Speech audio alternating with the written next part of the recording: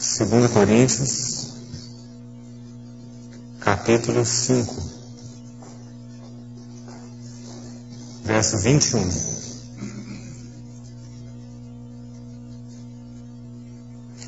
Aquele que não conheceu o pecado, ele o fez pecado por nós, para que nele fôssemos feitos justiça de Deus. A Epístola de Gálatas, capítulo 3, verso 13. Gálatas, capítulo 3, versículo 13. Cristo nos resgatou da maldição da lei, fazendo-se Ele próprio maldição em nosso lugar. Porque está escrito: maldito todo aquele que for pendurado em madeiro. E o último texto, primeira epístola de João.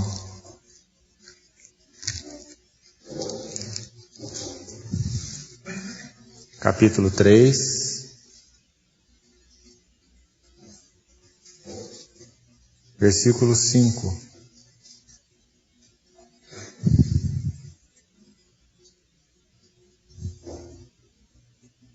Sabeis também que ele se manifestou para tirar os pecados, e nele não existe pecado. Vamos orar.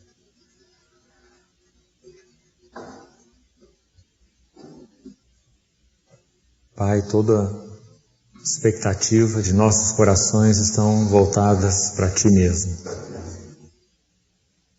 Toda a atenção do nosso coração está voltada para Ti mesmo. Todo desejo do nosso coração é ver algo mais de Ti. Pedimos ao Senhor que traga luz a Tua palavra aos nossos corações.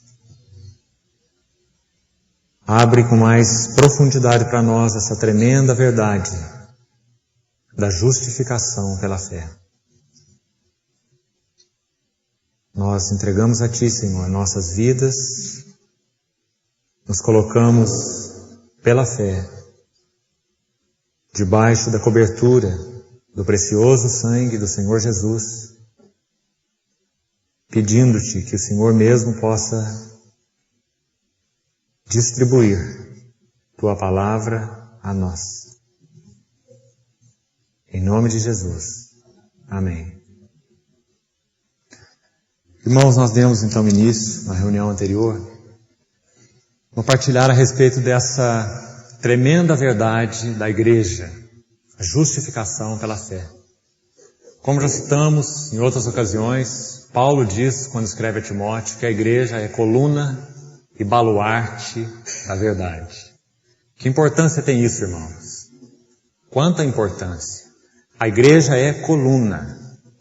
A igreja foi designada, comissionada pelo próprio Senhor para dar sustentação a um corpo de verdades que são inegociáveis, a um corpo de verdades que a Bíblia chama de a fé, ou a sã doutrina, ou o bom depósito, vários termos que se referem à mesma coisa. Paulo, quando escreveu para Timóteo, diz que a igreja é coluna, porque ela vai sustentar todo esse corpo de verdades. Mas ele também diz que ela é baluarte da verdade, porque além de sustentar, a igreja então irá proclamar. Um baluarte serve para proclamação. E que importância então para nós podermos estar solidamente estabelecidos nesse corpo de verdades, não só sustentando, mas proclamando, na certeza de que apenas uma clareza no sustento e uma ousadia na proclamação dessas verdades é que podem realmente produzir aquilo que está no coração de Deus nos dois aspectos: salvação de pecadores que não creem e edificação dos santos que já creram. O Senhor apenas cumpre o seu propósito salvando os pecadores que não creem e edificando o corpo de crentes desta forma. Se a igreja se comporta dessa maneira, se ela sustenta esse corpo de verdade de uma forma clara e se ela proclama esse mesmo corpo de verdade de uma forma clara. Irmãos, o que nós teríamos para pregar se nós não tivéssemos visão do Deus triuno? Irmãos, o que nós teríamos para pregar se nós não tivéssemos o firme fundamento da encarnação? O que nós teríamos para sustentar e proclamar se nós não tivéssemos visão da expiação, do valor do sangue, da cruz? O que nós teríamos para falar para a igreja e para os que não creem se nós não temos uma clareza sobre o modo como o pecador impuro, perdido, pode ser justificado diante de Deus e colocado numa relação correta com Ele? Qual é o meio? É a lei? São as obras? É a religião? É a iluminação espiritual? É o esoterismo? Qual é o meio do homem ganhar uma correta relação com o Deus Santo? Só há um meio. Se a igreja não conhece, não sustenta e não proclama, nós perdemos completamente a nossa condição de testemunhas, né? O Senhor disse aos seus discípulos e por extensão a nós, que com o descer do Espírito Santo, constituindo a igreja o seu corpo, nós seríamos testemunhas. Tanto em Jerusalém, Judeia, Samaria e até os confins da terra. A igreja só se porta como testemunha se ela realmente sustenta e proclama as verdades essenciais da fé. Então, nós temos visto isso que temos chamado então de o quarto grande alicerce. De certa forma, todos os outros convergem para ele. Nós precisamos daqueles 3 anteriores para vermos bem a justificação pela fé. E todos que vamos ver posteriores têm a ver com a justificação pela fé. São, de certa forma, expressão da justificação pela fé. Cristo ressuscitou, a próxima verdade que vamos ver em outras ocasiões, Ele ressuscitou por causa da nossa justificação. Paulo fala isso em Romanos 4, o último versículo. Ele ressuscitou por causa da nossa justificação. Porque sem a sua ressurreição não haveria nenhuma segurança de que aquele sacrifício da sua morte foi aceitável a Deus. A prova de que o sacrifício da morte foi eficiente para a nossa justificação é que Deus ressuscitou a Cristo. Então, os irmãos, vejam que a ressurreição tem a ver com a justificação. E os outros alicerces que vêm em seguida. Da mesma maneira, o Espírito Santo. Por que nós podemos receber Deus habitando em nós? Na pessoa do Espírito Santo. Deus não habita em nós? Deus habita em nós. Por quê? Nós somos pecadores, mas o Senhor habita em nós. Por quê? Porque nós somos pecadores justificados pelo sangue do Senhor. Não é? Então a habitação do Espírito Santo tem tudo a ver com a justificação. É porque somos justificados, que somos templo do Espírito. A próxima verdade que vamos ver lá na frente, o corpo de Cristo, outro alicerce tremendo, a igreja. O que é a igreja? A igreja é o corpo dos justificados. Todos aqueles que creram e foram justificados pela graça, baseado unicamente no sacrifício de Cristo. Então, irmãos, vejam que essa verdade da justificação pela fé, ela não está no centro apenas desse esqueleto que nós fizemos aqui, não. Mas está no centro, realmente, de toda a revelação de Deus. Desse propósito redentor de Deus. Da revelação de Deus em Cristo.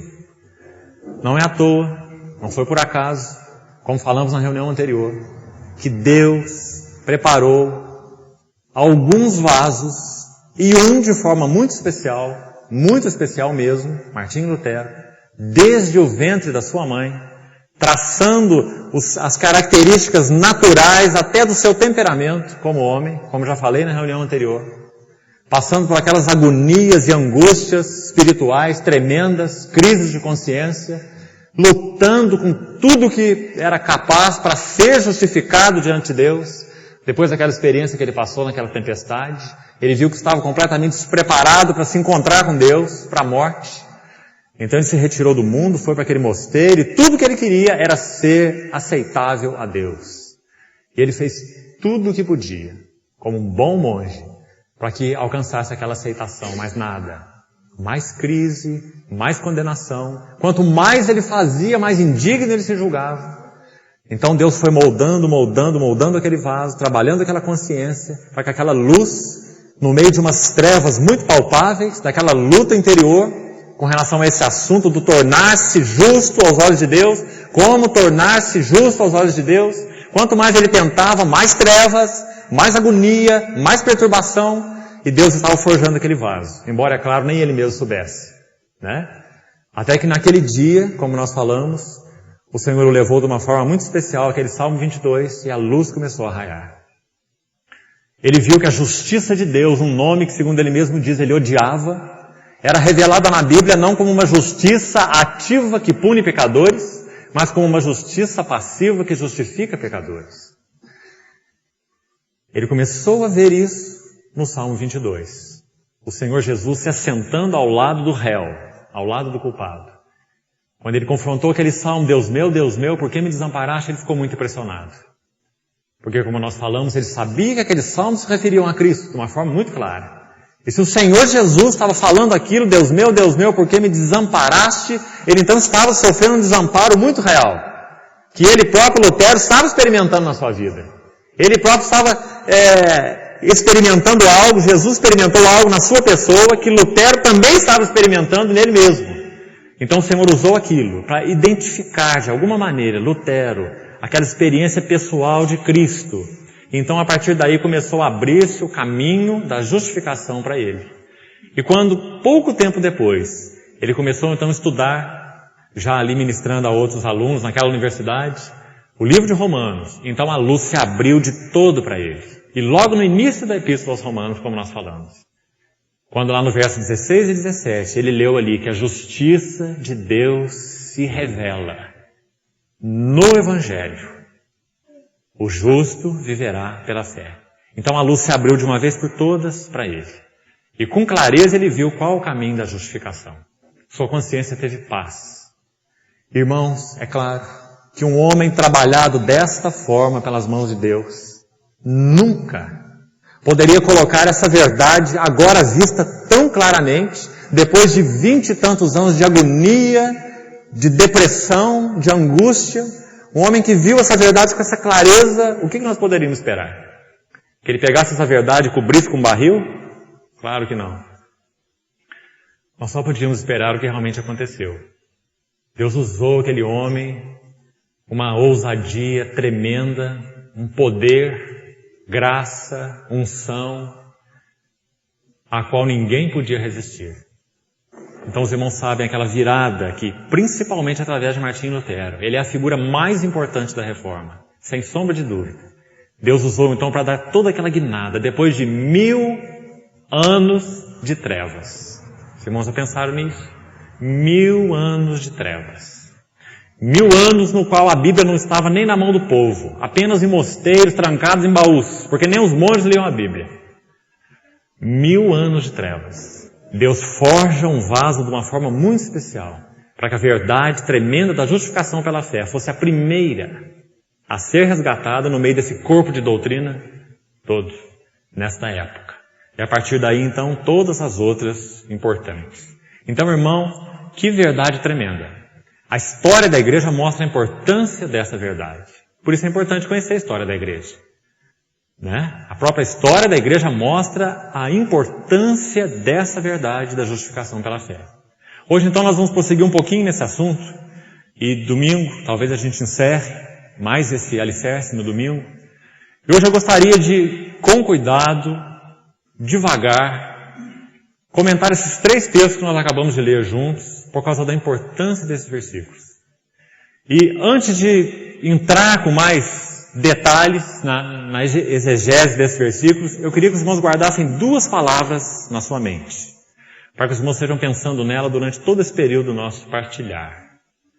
Uma dupla de palavras que precisam ser vistas, lembradas, sempre que abordamos a verdade da justificação pela fé, para que elas sejam entendidas com clareza e nunca confundidas. A primeira palavra é imputação.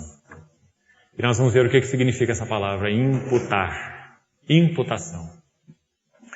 A segunda palavra é infusão. Irmãos, na reunião anterior, eu disse que o sistema católico romano, ele inverteu completamente o lugar dessas doutrinas. Ele colocou e coloca a santificação, claro, pelas obras, pela penitência, pela confissão, pela prática dos rituais exigidos pela religião, né? Como então os meios pelos quais a pessoa vai se santificando, até que talvez um dia, se ela puder em vida adquirir o que Deus então considera suficiente em vida, então ela é justificada no final da sua vida e passa direto dessa terra para o céu sem entrar no purgatório. Mas se ela fosse santificando, mas essa santificação não for suficiente, ela vai entrar no purgatório, onde essa alma vai ser então purgada ou purificada, para que então ela possa ascender um dia aos céus. Essa é a doutrina do sistema católico romano. Justificação pelas obras. Pode começar nessa vida, continuar depois da morte e terminar, quem sabe, num outro período. Então a santificação como caminho para a justificação. A Bíblia ensina o contrário. A Bíblia ensina que a justificação é pela fé, baseado exclusivamente no que o nosso bendito Senhor fez naquela cruz.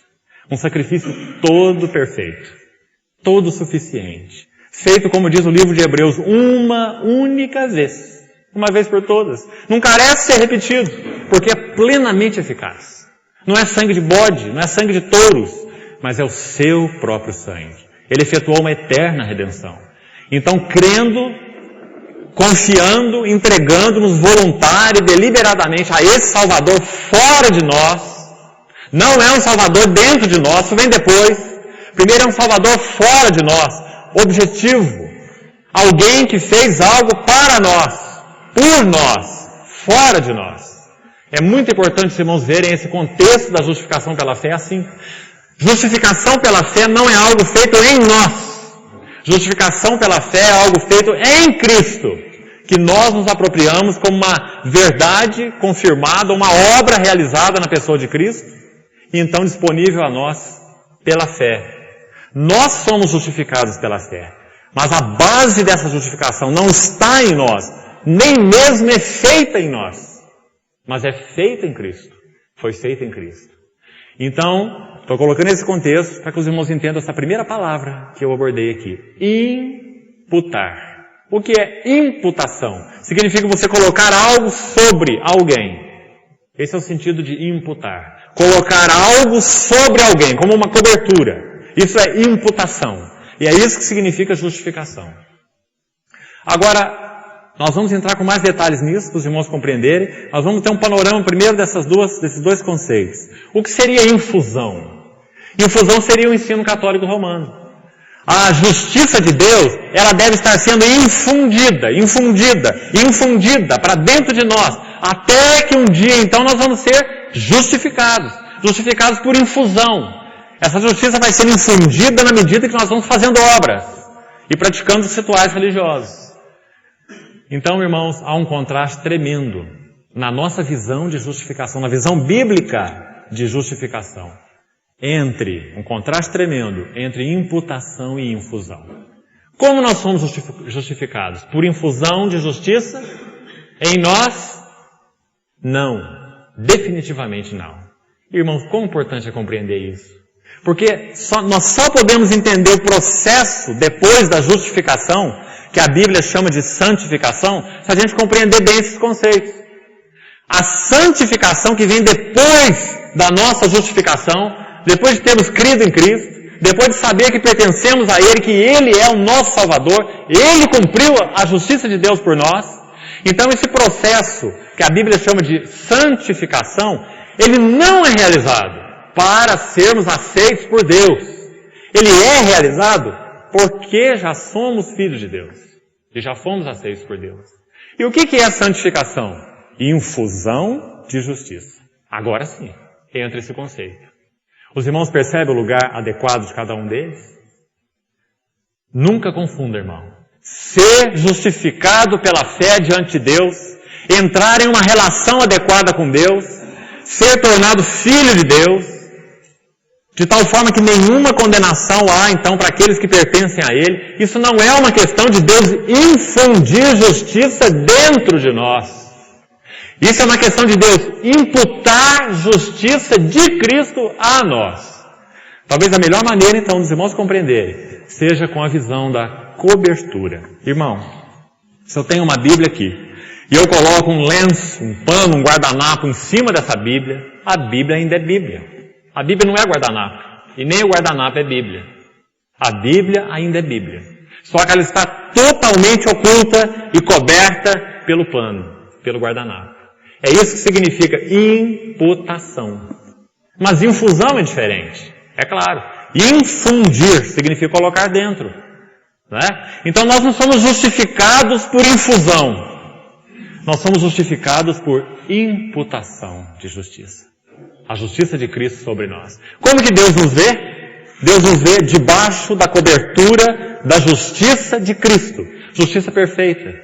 Justiça que Ele cumpriu na sua vida humana. Não é apenas a justiça do Verbo eterno, do Filho eterno, porque essa justiça é absolutamente perfeita, é a justiça de Deus. Mas é mais do que isso. É muito mais do que isso. Porque essa justiça não poderia nos justificar. Os irmãos concordam? Essa justiça do Filho eterno, do Verbo eterno, só poderia nos condenar. Mas a justiça de Deus em Cristo, quando esse Verbo eterno, esse Filho eterno se fez carne, viveu uma vida humana, suportando tentações, provas humanas, tentado em todas as coisas à nossa semelhança, mas sem pecado. Quando Ele cumpriu, então, passou pela sua vida humana, plenamente homem, com espírito humano, alma, sentimentos, pensamentos, vontade humana, corpo humano, provado em todas as coisas, cumprindo toda a justiça de Deus, aprovado por Deus. Então esse representante homem, ele então é adequado para nos apresentar diante de Deus como representados por Ele.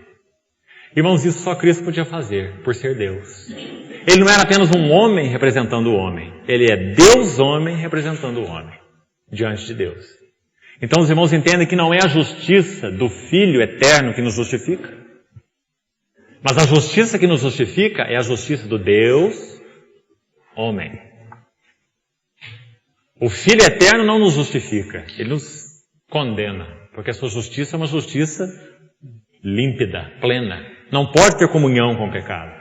Nós somos justificados pelo Deus homem, que viveu uma vida humana, que cumpriu a justiça de Deus perfeitamente, e que então, embora lá daquele monte da transfiguração ele pudesse subir ao céu e terminar o assunto, porque ele como homem é um homem aprovado, né? Ele já tinha ouvido aquela voz de aprovação antes do início do seu ministério. Este é o meu filho amado, nele eu tenho todo o meu prazer. É um homem perfeito, não é? Depois ele viveu a sua vida humana, passando por testes, por provas. Depois de ouvir essa voz, foi levado para o deserto, pelo Espírito, para ser tentado pelo diabo.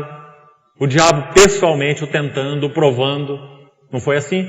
Então ele foi tentado, testado, provado e aprovado. Até que 3 anos depois, uma nova voz, lá no Monte da Transfiguração. Este é o meu filho, o meu eleito, a ele ouvi. A voz está endossando ele de novo. Ele é perfeito. Ele é o meu filho. Eu não tenho mais uma mensagem através de Moisés, uma mensagem através de Elias e uma mensagem através do meu filho. Mas esse é o meu filho, o meu eleito, a ele ouvi. E a Bíblia diz então que após essa voz do céu, as figuras de Moisés e Elias desapareceram. Então os irmãos vejam a justiça perfeita do Filho encarnado na pessoa de Jesus. Então, irmãos, daquele monte da transfiguração ele podia ascender aos céus, teoricamente falando, como homem. Mas ele não podia ascender aos céus porque ele tinha algo para completar, para consumar. Mas algo que não tem a ver com ele mesmo, no que concerne então aquele sacrifício, aquele pecado. Né? No que concerne a ele como sacrifício pelo pecado. Ele tinha algo a consumar na cruz que tem relação com a nossa redenção. Porque por ele mesmo, é claro, ele não precisava passar pela morte. Não é? Então, irmãos, ele desce o Monte da Transfiguração, caminha mais 6 meses e sobe ao Monte Calvário. E no Monte Calvário, então, o que acontece é o que nós acabamos de ler em 2 Coríntios capítulo 5. Aquele que não conheceu o pecado, ele, se referindo a Deus, o Pai, ele o fez pecado por nós. Para que nele, nós que somos pecadores, mas nele, porque ele se fez pecado, sendo justo, nós somos pecadores, nele somos feitos justiça de Deus. Então os irmãos estão vendo a substituição? Essa é uma sólida verdade bíblica, né? Dentro do assunto da justificação pela fé. Como que nós somos justificados pela fé? Por causa da eficácia, do valor, do sacrifício substitutivo de Cristo. Ele nos substituiu. Assim como no Velho Testamento o animalzinho substituiu o ofertante, né? O animal era oferecido no lugar do ofertante. O pecador era o ofertante, não era o animal. Mas o animal era oferecido. Desde o Velho Testamento, Deus foi trabalhando a verdade de substituição. O homem só pode ser justificado pela substituição. Ele não pode fazer nada para se justificar. Ele precisa de um representante puro. Ele precisa de um representante justo. Ele precisa de um representante aceitável a Deus. Um bode é aceitável? Um touro é aceitável? Um carneiro é aceitável? É claro que não, irmãos. Aquilo era tipo, aquilo era sombra. Quando o Senhor Jesus se revelou, então João Batista disse, eis o Cordeiro. Agora as sombras ficam atrás. Eis o Cordeiro. Então nós podemos ser dignamente representados. Perfeitamente representados. Irmão, essa verdade é de uma compreensão necessária, fundamental. O que você faz quando você tem crise de consciência? Se porventura tem lutado com isso. Não era para ter mais. Se você é um cristão que já compreendeu a justificação, né? Mas alguns cristãos às vezes ainda têm crise de consciência no que concerne a justificação, embora não devessem ter. Mas quando você tem, o que você faz? Para onde você corre? Senhor, me perdoa, eu sou mesmo pecador, eu vou tentar de novo, vai dar certo agora, eu vou melhorar, eu vou fazer isso, eu vou fazer aquilo mais, eu vou ser mais dedicado, eu vou observar mais isso. Quantos votos você faz? Para procurar acertar sua relação com Deus. Você sabe que cada voto desse é uma ofensa a Deus? Você sabe, irmão? Porque a única pessoa que acertou a nossa relação com Deus foi Cristo. E quando nós pecamos, o que nós fazemos é confessar o nosso pecado. Não é promessa de retidão futura. Não é promessas de acerto, de melhoras. Mas é confessarmos os nossos pecados. Porque Ele é fiel e justo para nos perdoar os pecados. E para nos purificar de toda injustiça. E quanto mais clara a compreensão da graça, menos brincadeira com o pecado. Aqueles que brincam com o pecado não compreenderam a graça. Nós falamos isso na reunião anterior, né? Algumas pessoas tentando fugir dessa verdade, elas pregam uma meia graça. Sabe o que é meia graça? É uma graça que dá uma meia justificação. Então você está meio justificado, mas olha lá, cuidado. Conforme que você fizer, você cai da graça. Você cai da graça. E você então precisa rever os seus caminhos para você recuperar a graça. Mas isso não é graça. Não é? Se tem preço, não é graça. Graça é sem preço. Nós somos justificados absolutamente e perfeitamente pela graça em Cristo. Quando nós pecamos, nós confessamos os nossos pecados. Ele é não só justo, mas fiel à aliança que Ele estabeleceu em Cristo, para nos perdoar os pecados. Quanto mais profunda a nossa compreensão desse fato, mais agradáveis a Deus, de forma agradável a Deus, nós vivemos. Então, irmão, se você quiser saber de um cristão que compreendeu bem a verdade da justificação pela fé, veja como ele vive. Se ele vive de uma forma santa, agradável a Deus, servindo aos irmãos, com um bom testemunho, dos que são de fora, dos que são de dentro, como diz a palavra, não é? Se ele vive de uma forma agradável a Deus, ele compreendeu bem o tamanho do preço da sua justificação, o sangue de Cristo. Ele compreendeu bem o que custou para o Senhor Jesus lá na cruz dizer, Deus meu, por que me desamparaste? Sabe qual é a resposta para essa pergunta? Você sabe qual é a resposta? Por causa do pecado. É a resposta para essa pergunta. Por que me desamparaste? Por causa do pecado. Porque Jesus tinha pecado? Qual foi o terceiro texto que nós lemos no início da reunião? 1 João 3,5. Ele se manifestou para tirar os pecados. E nele, o que diz? Nele não existe pecado. Então, Deus meu, por que me desamparaste? Por causa do pecado. Porque Deus não desampara o santo, o justo, Ele desampara o pecador. Por que Ele desamparou a Cristo? Porque aquele Cristo que não conheceu o pecado, Ele o fez pecado por nós. Irmão, que coisa tremenda, não é? Que impacto tem para nós a cruz quando nós vemos assim, não é? Que impacto tem para nós o pecado quando nós vemos assim? O que vai significar para nós agora tocar o pecado, brincar com o pecado, zombar do pecado? Vai ter um outro significado para nós, porque o pecado foi o que custou aquela separação do Calvário. Deus meu, por que me desamparaste? Por causa do pecado, meu e seu.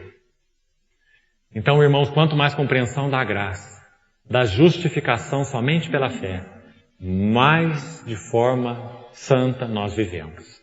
Consequência. Mais dessa justiça é infundida em nós. Agora sim, em nós.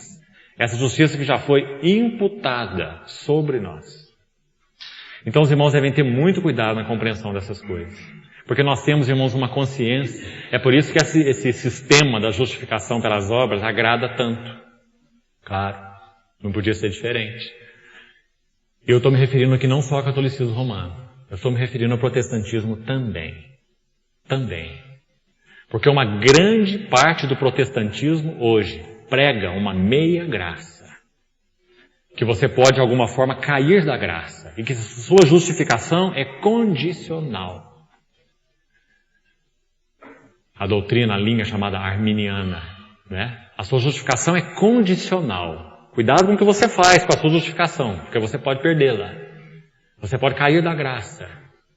Quem prega isso não são os católicos, são os protestantes. E de uma forma completamente avessa à revelação bíblica. A justificação é um ato de Deus, realizado em Cristo, uma vez por todas, completado, imexível, irreversível. Essa é a verdade da palavra de Deus. Baseado nesse ato eterno, glorioso, santo, tremendo, profundo, perfeito, é que nós somos santificados. Nunca vamos cair dessa posição que Deus nos colocou. Você não pode cair se você mesmo não subiu. Você foi colocado nessa posição por Deus. Se você tivesse subido a escada, você podia ter caído, né? Cair. Mas não foi você quem subiu, foi Ele quem desceu.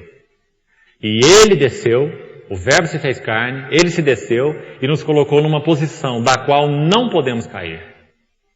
Porque a segurança dessa posição depende totalmente do que Ele fez e não do que nós fazemos.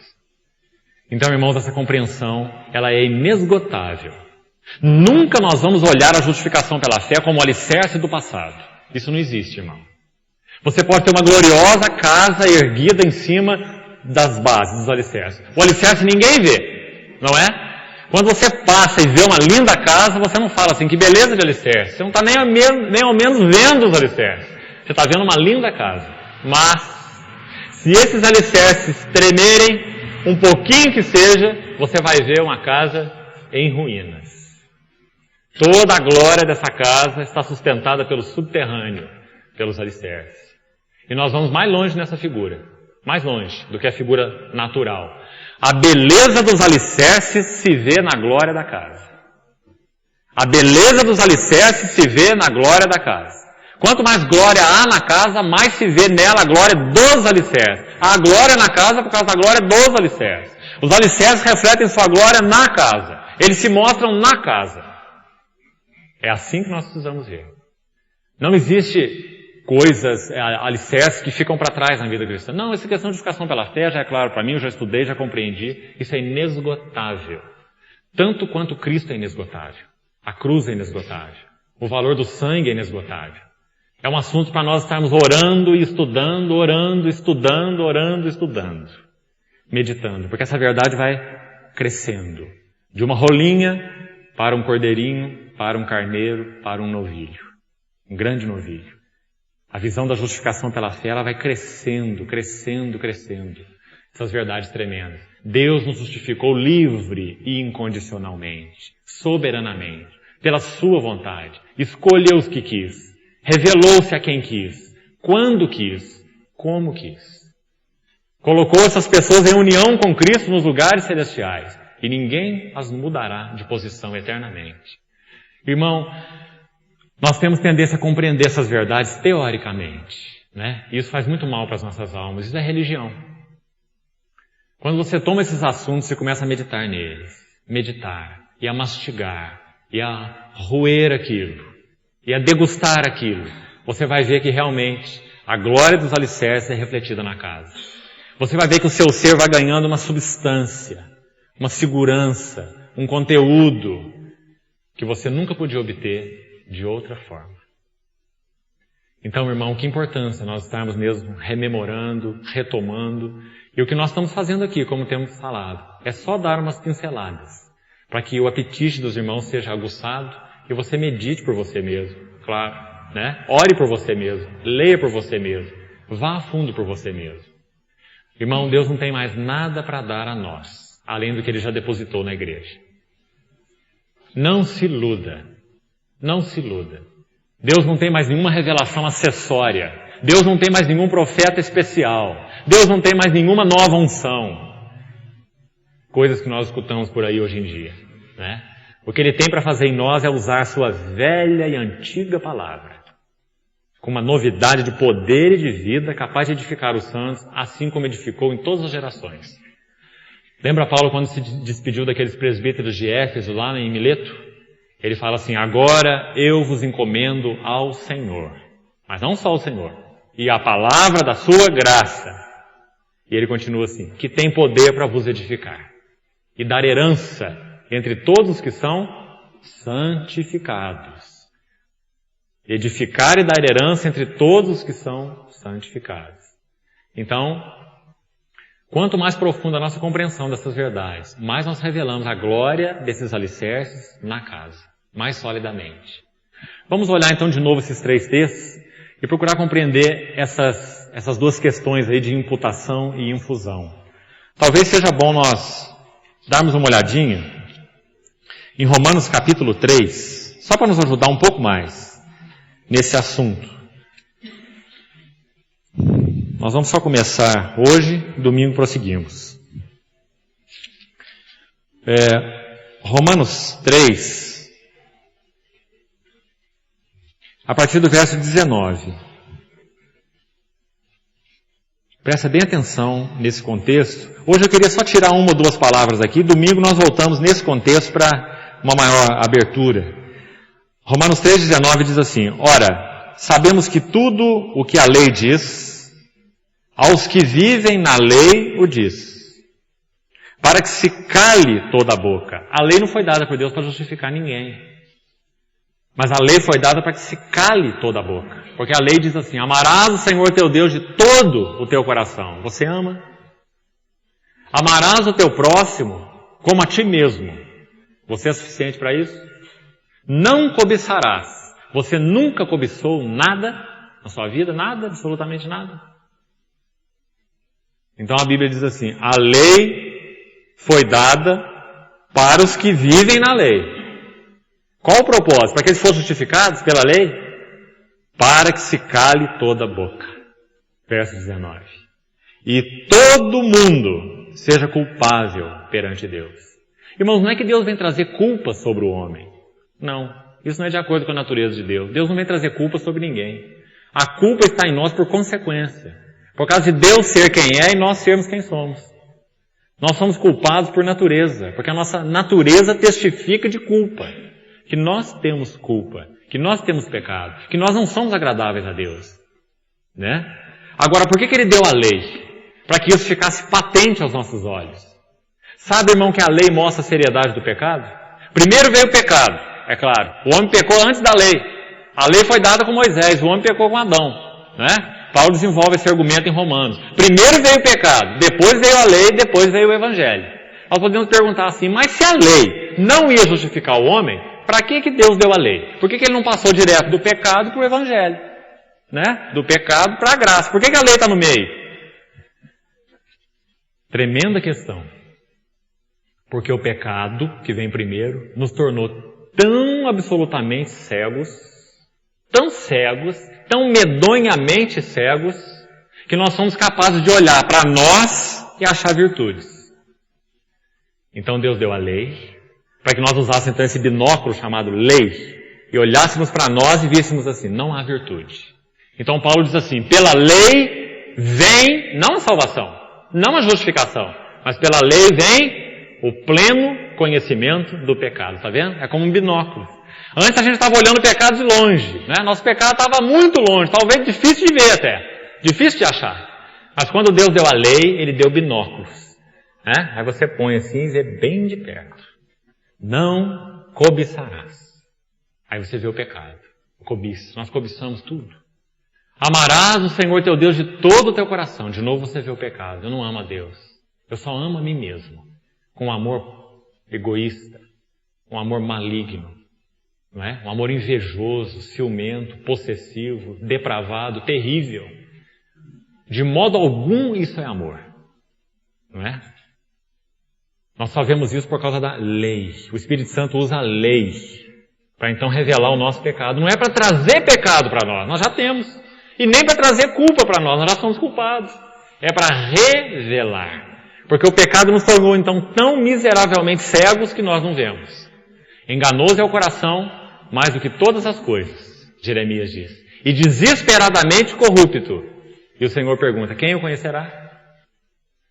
Será que eu ou você somos capazes, suficientes para conhecer o nosso coração? A Bíblia diz não. Então Deus deu a lei. Pela lei vem o pleno conhecimento do pecado. Né? Esse é um argumento sólido na Epístola aos Romanos. O irmão está vendo aqui, mais uma vez, o apóstolo Paulo dizer isso, ele vai falar no verso 20. Ninguém será justificado diante dele por obras da lei. Esse era o Lutero, né? Por exemplo, tentando lá angustiadamente se justificar. Em razão de que pela lei vem o pleno conhecimento do pecado. Agora olha o verso 21.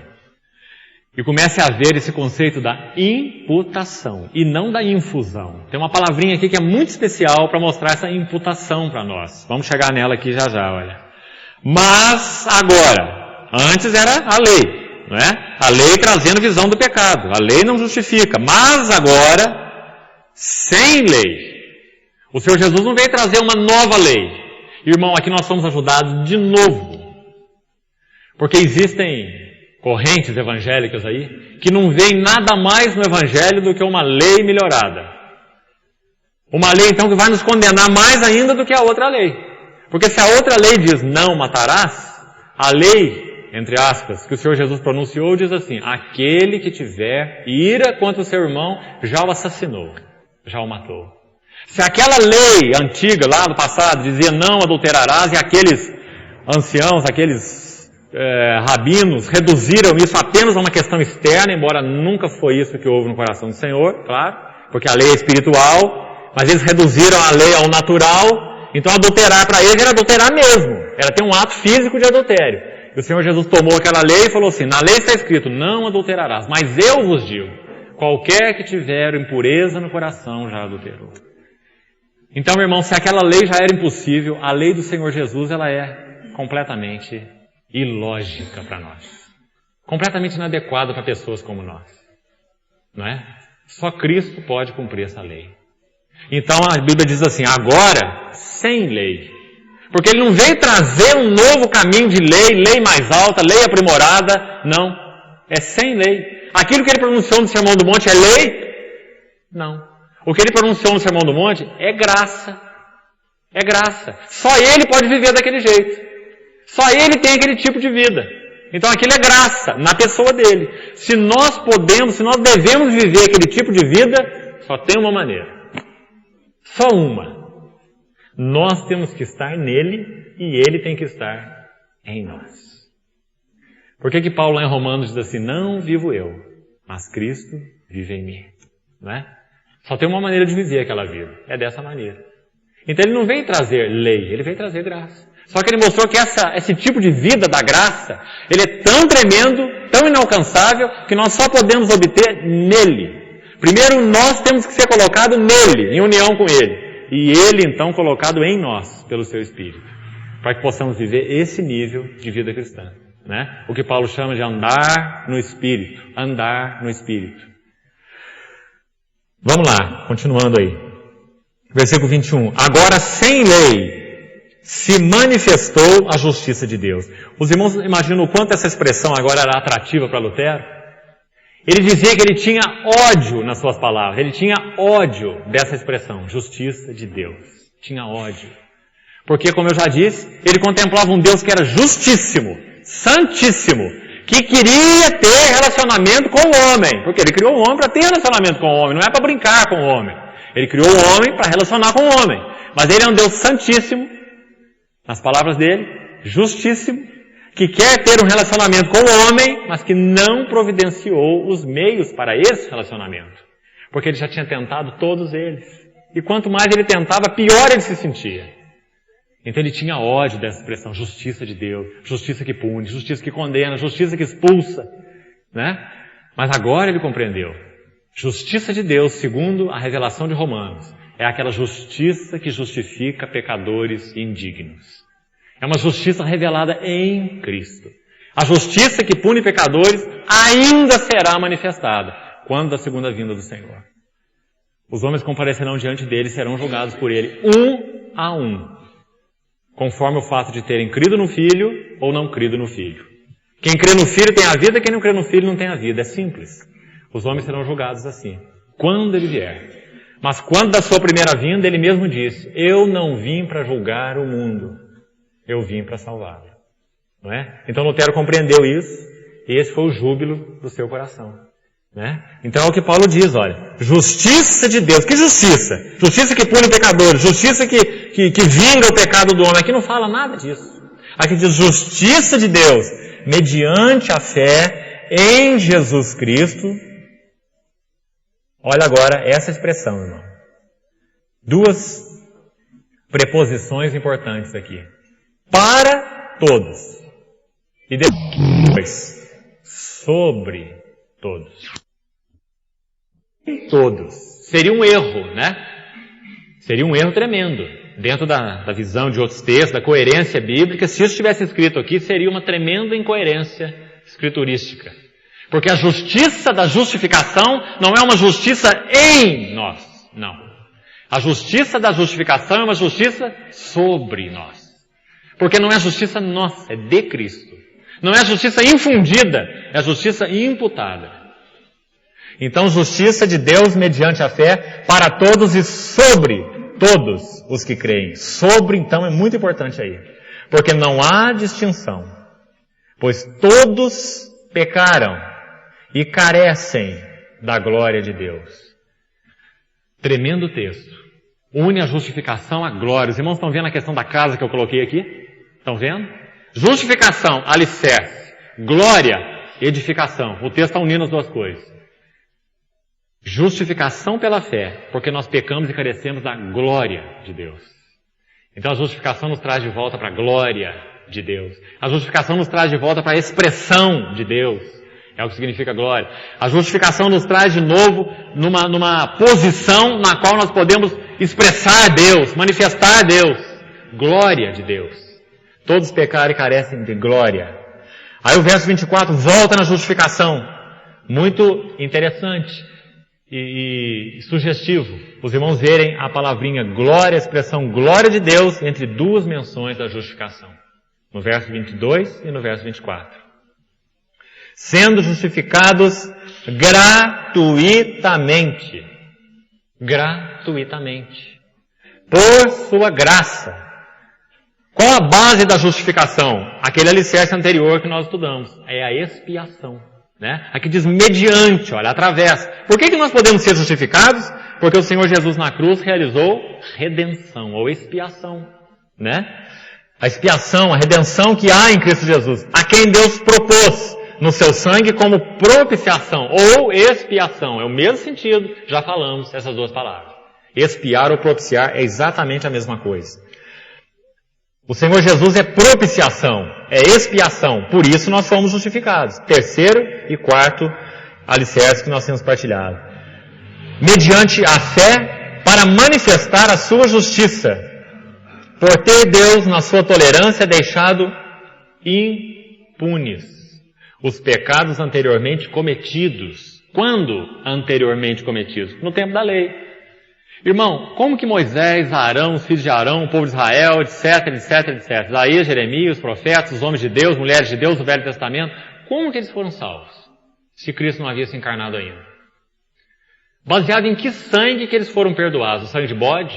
Sangue de touro? Baseado em qual sangue que eles obtiveram perdão de pecado? Ou eles não obtiveram? O que os irmãos acham? Quando o Senhor Jesus voltar, quando Ele reunir nas bodas do Cordeiro, aqueles que são dele, na Nova Jerusalém, onde que vão estar esses santos do passado? Eles estão salvos? Eles estão perdoados? Eles estão purificados?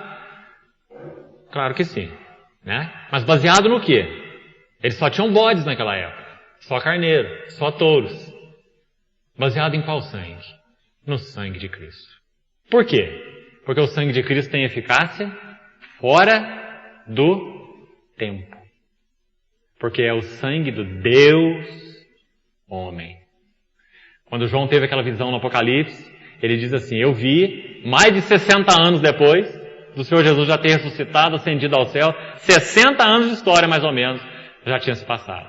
E João, quando tem aquela visão em Patmos, ele diz assim, eu vi um cordeiro como que recentemente imolado.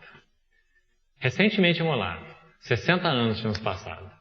Porque João viu aquele valor, frescor eterno, absoluto aos olhos de Deus. Né? Então os santos do Velho Testamento foram justificados em Cristo. Eles foram como que guardados, né? Para essa justificação que se revelaria em Cristo. Deus, como diz o texto aí, olha, deixou impune. Deixou impune. Que lindo versículo, irmão. Porque não está dizendo que puniu no cordeiro, puniu no touro, puniu no animal de qualquer espécie. Não. Aquilo era só uma sombra, só um tipo. Deixou impune. Deixou em suspenso. Se o Senhor Jesus não tivesse encarnado, se Ele não tivesse morrido, se Ele não tivesse ressuscitado, se Deus não tivesse considerado o sacrifício desse homem Deus, perfeito, os santos do Velho Testamento estavam perdidos. E nós também. Mas porque Deus considerou o sangue desse homem Deus perfeito, os santos do Velho Testamento foram justificados. E os do Novo Testamento também. Todos baseados no mesmo sangue. É isso que esse texto está dizendo. O que o irmão acha disso? É claro que quando Martinho Lutero viu isso, seus olhos se arregalaram, né? Ele então pregou por toda a sua vida essa tremenda verdade, justificação somente pela graça, por meio da fé em Jesus Cristo.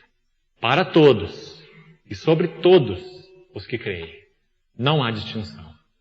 Todos pecaram e carecem da glória de Deus. Que mensagem, irmão. Que segurança. É baseado nessa segurança que nós temos certeza, que nós temos alegria, que nós temos gozo, né, da salvação. Então, não confunda essas duas palavras. Nunca tente responder ao inimigo baseado em qualquer outra arma que não seja essa. Com novos votos. Quem sabe procurando méritos. Quem sabe olhando o passado, mas eu fiz, quem sabe transferindo pecados. Mas aconteceu por causa desse, por causa daquele, por causa da circunstância, aquela pessoa, aquela dificuldade. Nada disso. Essas armas são alfinetes. Não tem valor de ferir o inimigo. Nenhum. Nós só podemos responder ao acusador baseados no sangue. Lembra lá em Apocalipse 12, quando fala dos vencedores de Cristo ali? Ela diz que eles venceram o acusador. Aquele mesmo que os acusa de dia e de noite diante de Deus. Eles o venceram. Diz a palavra. Por causa do sangue do Cordeiro. Em primeiro lugar. Segundo, por causa da palavra do testemunho que deram. Qual testemunho que eles deram? Da eficácia do sangue. Da plena redenção de Cristo. Da suficiência do sacrifício de Cristo para Deus. Não é fazendo voto de melhoria. Não é confiando no seu arrependimento. Não é confiando na sua confissão de pecado. O irmão consegue separar isso na sua experiência? Quando você peca e é convencido pelo Espírito Santo de pecado e confessa a Deus o seu pecado, no que você confia? Você confia na sua confissão? E acha que foi perdoado por causa da sua confissão? Você confia no seu arrependimento? E acha que foi perdoado por causa do seu arrependimento? Todas essas duas bases são areia movediça. Você não foi perdoado porque se arrependeu e nem foi perdoado porque confessou. Você foi perdoado por causa da eficácia do sangue eterno. E todas as vezes que você confessar pecado ao Senhor, saiba que você se aproxima e tem ousadia por causa desse sangue. Porque esse sangue foi derramado em um dado momento da história, mas é um sangue que tem eficácia supra-histórica, eterna, fora do tempo. É um sangue eterno.